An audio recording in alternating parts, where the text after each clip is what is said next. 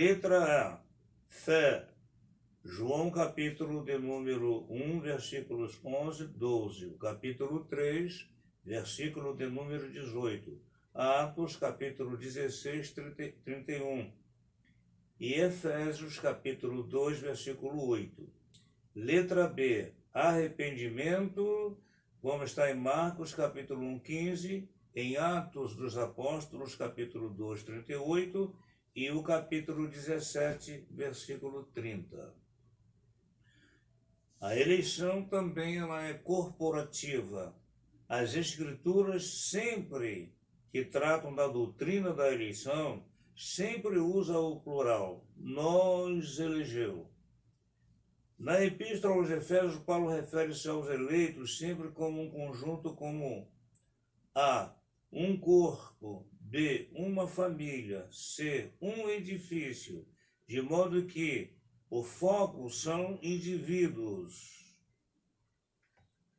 Aliás, o foco não são indivíduos, mas um grupo. A igreja formada por todos aqueles que creram em Cristo e irão ou permanecerão até o fim, como está em Efésios capítulo 1, versículo 22, e Efésios capítulo 3 e versículo de número 10. Bom, o título da nossa lição é eleição e predestinação. Então, o primeiro ponto da nossa lição, nós encontramos eleitos em Cristo, isto é, eleitos para uma vida irrepreensível. O apóstolo Paulo faz uso de dois termos que revelam a soberana vontade divina, como também nos elegeu e nos predestinou, como também nos elegeu nele antes da fundação do mundo, para que fôssemos santos e irrepreensíveis diante dele em amor, e nos predestinou para filhos de adoção, por Jesus Cristo para si mesmo, segundo o beneplácito da sua vontade. Então nós vemos aí, irmãos, que a eleição ela é tão importante que Deus nos elegeu nele ainda antes da fundação do mundo. A expressão eleição significa escolha, predestinação tem o sentido de determinar antes. Esses vocábulos ligados entre si explicam que, pela presciência divina, Deus soube quem iria crer e perseverar em Cristo desde a eternidade, não é? E elegeu-os conforme a sua vontade. E para esses eleitos determinou propósitos específicos, como está escrito em primeiro livro de Pedro, capítulo 1, versículo 2. Eleitos segundo a presciência de Deus e Pai, na santificação do Espírito, para a obediência e expersão do sangue de Cristo, graça e paz vos sejam multiplicadas. Em segundo lugar, a eleição, já dissemos para os irmãos, é cristocêntrica, pelo qual escolheu em Jesus Cristo. A eleição do indivíduo ocorre somente em união com Jesus Cristo pela fé. Não existe eleição fora de Cristo. A eleição contempla aquele que de antemão sabia que o aceitariam. A compreensão da relação entre a eleição e a presciência de Deus é sumamente importante para o entendimento adequado para a doutrina da eleição. Em segundo lugar, irmãos, vamos observar, irmãos, que a eleição, em primeiro lugar, ela é divina, como também nos elegeu nele antes da fundação do mundo, para que fôssemos santos e irrepreensíveis diante dele em amor. Paulo menciona 3 aspectos dessa escolha. Primeiro, em quem fomos escolhidos? A resposta é em Jesus. Por isso ela é cristocêntrica. Segundo, em que tempo se deu essa escolha?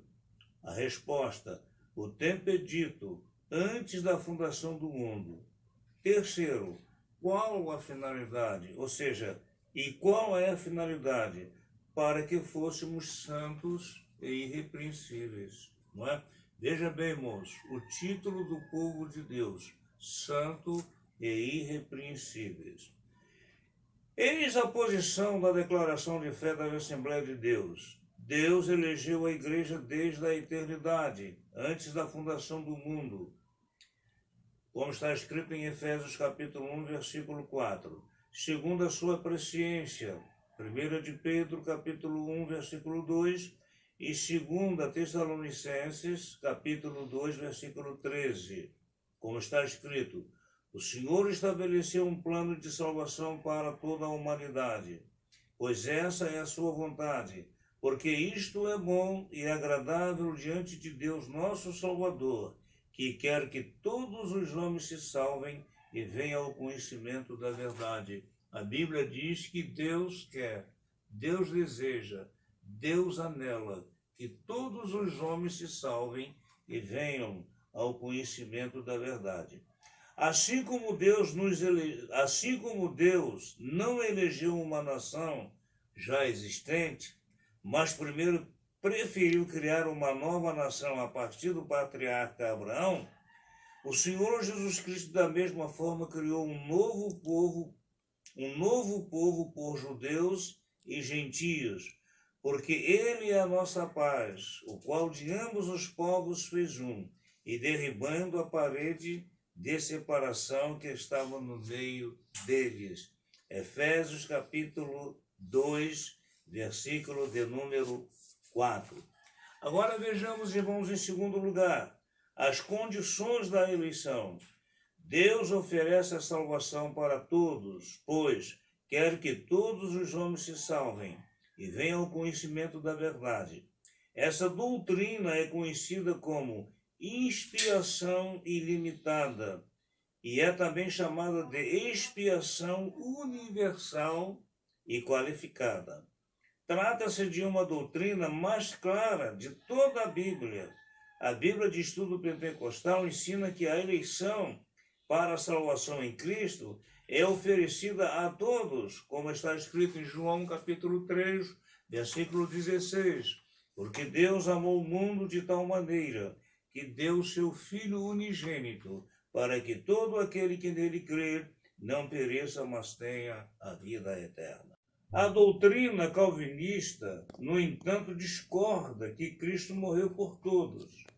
Para os seguidores de Calvino, a expiação é limitada, ou seja, Cristo morreu somente por alguns, apenas para os eleitos. Tito, capítulo 2, versículo de número 11. Contrariando esse ensino calvinista, a Bíblia Sagrada apresenta cerca de 80 textos comprobatórios que apoiam para a expiação ilimitada, a morte de Cristo em favor da salvação de todos os homens, e não somente por alguns. Por exemplo, Isaías capítulo 53, versículo 3. Verdadeiramente ele tomou sobre si as nossas enfermidades, e o castigo que nos traz a paz estava sobre ele.